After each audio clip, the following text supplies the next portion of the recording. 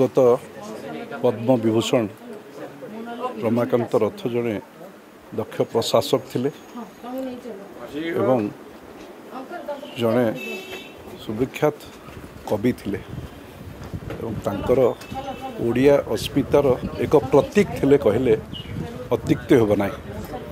तांकर